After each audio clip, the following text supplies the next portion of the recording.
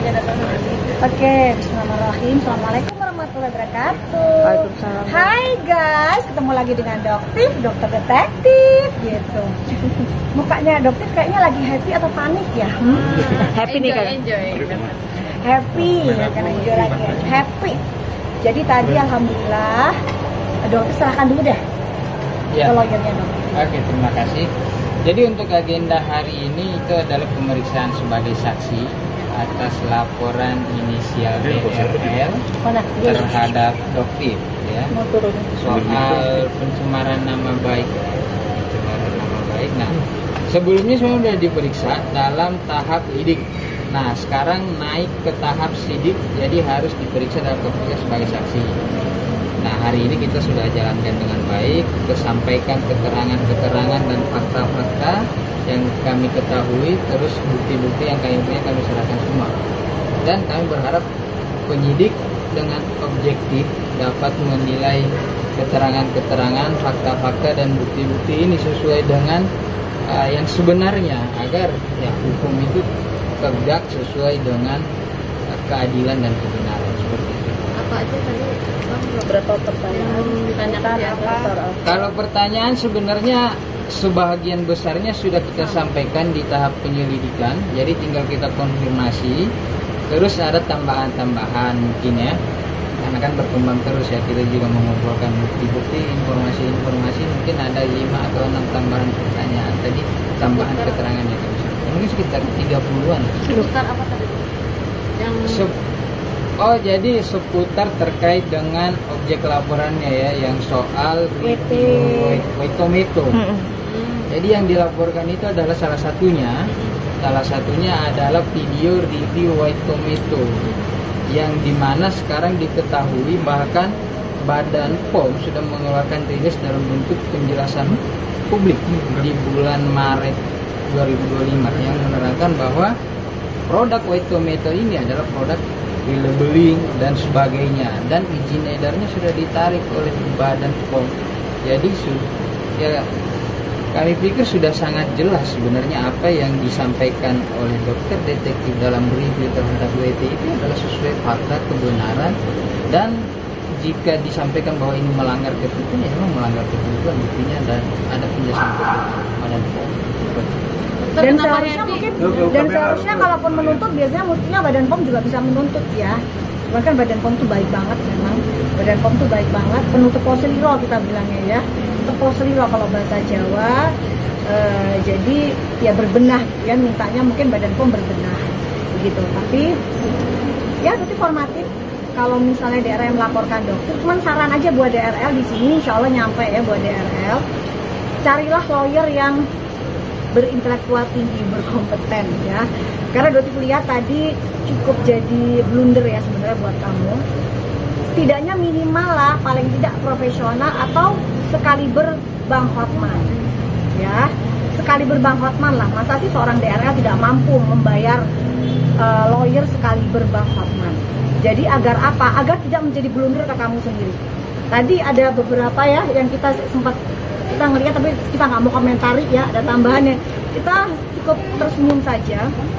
Mungkin ini saran dari lawyernya. Jadi kayaknya lawyernya juga harus lebih banyak belajar hukum juga ya. Cuman mungkin karena sesama lawyer nggak mau berani kritis, tapi kalau dokter secara terbuka silakan belajar lagi. yakin menang nih kayaknya. Oh iya, insya Allah, karena terbuka, karena fakta yang dokter sampaikan fakta. Dan seperti yang Bang Hotman sampaikan berulang-ulang, jika itu adalah fakta, maka apa? Tidak bisa dikenakan pasal pencemaran nama baik. Jadi kalau tidak fakta itu maksudnya. Oh pasti. Jadi kenapa kok dokter begitu yakinnya bilang tutut dong dokter, tutut kan gitu kan, sampai ada lagunya. Karena apa yang dokter sampaikan itu adalah dokter nggak ada takut. Yang bikin dokter happy dari atas tadi apa nih? Kabar bahagianya. Iya, kabar bahagianya apa nih? Laporannya dokter ke DRL juga akan naik, akan segera diproses. Ini udah masuk tahap penyidikan. Tahap penyidikan betul. Oke, selanjutnya apa lagi nih Bang? Tahap biasanya sih ya saksi-saksi yang sudah diperiksa dalam lidik itu akan diperiksa lagi di tahap penyidikan. Pengulangan aja, jadi dipanggil saksi yang kemarin, jadi diperjelas gitu. Kapan akan dilimpahkan? Wah, kita kurang tahu, Kita harus nggak tanya tahu. ke penyidik aja langsung. Karena kan juga pasti banyak ya yang dipertanyakan, jangan sampai ada miss di sini. gitu. Jangan sampai membuat kesalahan yang sama seperti yang dulu. Doktif untuk yang di Polda laporan doktif seperti apa? Oh iya, untuk yang di Polda, alhamdulillah kan kemarin daerah udah datang memberikan penjelasan ke teman-teman wartawan juga. Doktif sih, sarannya doktif fokus ya untuk laporan itu, karena itu bukti-buktinya sangat jelas banget, akurat, dan penyidik dari Polda Metro Jaya tidak akan dengan mudah menaikkan ke sidik jika buktinya tidak akurat. Ya, buktinya tidak cuma satu ya, dokter memberikan beberapa bukti gitu. Jadi dokter sih kasih nasihat sebaiknya fokus di laporan itu, karena itu lumayan akan membuat kamu repot sendiri. Jadi jangan berusaha untuk panik dan menyerang dokter dengan laporan di sini, karena kamu pun akan menghadapi laporan dokter di sini. Ya, jadi ini kesannya dugaannya dokter mungkin akan ada percobaan seperti restoratif justice. Ya, dokter tekankan laporan dokter di Polda tidak akan dokter cabut. Berapa persen dokter akan menang? 1000%? Insya Allah 1000%. Ini bukan persoalan menang kalah ya, tapi kita pengen supaya hukum itu tegak yang sebenarnya ada keadilan. Dan masyarakat itu menjadi tercerahkan gitu loh. Jadi seperti misalnya kasus yang white tomato. Oh ternyata selama ini suplemen yang dikatakan ada kandungan tomat putih yang digadang-gadang dengan harga yang segitu mahalnya, ternyata isinya hanya L-reduced glutathione yang sama dengan produk brand dari Glubayo gitu, misalnya dokter akan bicara seadanya di sini, dan harganya 300.000, tapi bisa dihargakan dengan 1.500.000 hanya dengan tempelan stiker. Itu yang ngomong bukan dokter, tapi rilis dari Badan POM. Ya, jadi dokter ingatkan sekali lagi, kalau misalnya DRL ingin menuntut, tuntutlah Badan POM, bukan menuntut dokter. Dokter hanya membuka saja, membuka mata masyarakat di awal. Yang dokter harapkan apa? Masyarakat akan semakin cerdas untuk membeli suatu produk, tidak FOMO, apalagi membeli produk dari owner-owner skincare tukang seleksi. Ya, ini dokter pengen negara kita menjadi negara maju seperti negara-negara Korea yang di luar yang dokter sering datengin. Itu mereka menerapkan adanya budaya cancel culture. Apa itu cancel culture? Begitu ketahuan owner skincare itu melakukan sebuah penipuan, mereka akan langsung berhenti membeli produknya. Dan negara sana itu sanksinya luar biasa besar.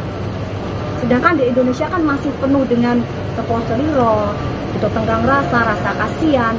Bahkan hukum untuk ini seperti One Prestasi tadi ya, mungkin itu akan menjadi sejarah dalam dunia persidangan Indonesia baru kali itu. Baru kali ini terjadi. Dok, kemarin kan di Polda sendiri kan sempat Dr. Richard berstatement bahwa laporan doktif ini mengada-ada, bahwa mau memasukkan 3 bukti, yaitu 2 produk yang tidak dibeli di tempat resmi dan 1 produk yang belum dipakai. Ini gimana nih dok? Gini, salah satu buktinya adalah DNA salmon yang jelas berbahaya karena ada jarum di situ. Apakah mungkin doktif yang sudah 17 tahun berputar di dunia perskincarean Indonesia tahu ini produk berbahaya?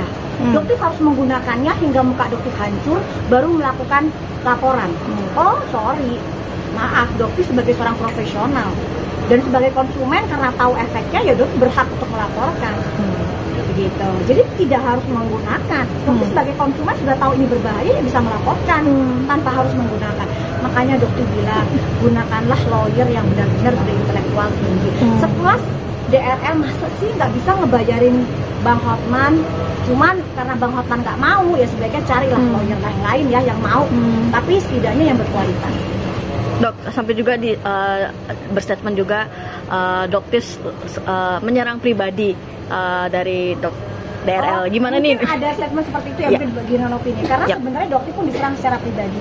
Mungkin kalian lupa hubungan privasi dokter dengan keluarganya dokter itu pun diserang oleh beliau. Sama-sama saling serang.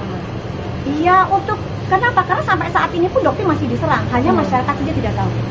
Gitu, ya. Contohnya apa dok? Ya, juga seperti biasa. Makanya di sini juga buzzer melalui buzzer. Kenapa dokter di sini berani melakukan sayembara? Kalau DRL membuat sayembara 10 juta kalau berhasil menemukan maling di kliniknya dia dulu, kontroversial yang di Padang. Ya, dokter nggak main uang 10 juta. Dokter di sini melakukan sayembara, teman-teman masyarakat Indonesia siapapun yang bisa membuktikan dokter menggunakan jasa buzzer ya, untuk membela Doktif hingga detik ini, Doktif akan kasih kalian 250 juta. Dan Doktif tantang untuk owner-owner skincare, tukang flexing melakukan hal yang sama. Berani nggak kalian? Kalian menantang ya masyarakat yang bisa membuktikan bahwa kalian tidak menggunakan buzzer atau kalian menggunakan buzzer. Doktif yakin ya kemungkinan besar menggunakan buzzer. Bilang dong sayembara nggak usah 250 juta karena mungkin agak kebesaran ya, 100 juta aja gitu. Berani nggak Doktif tantang kalian?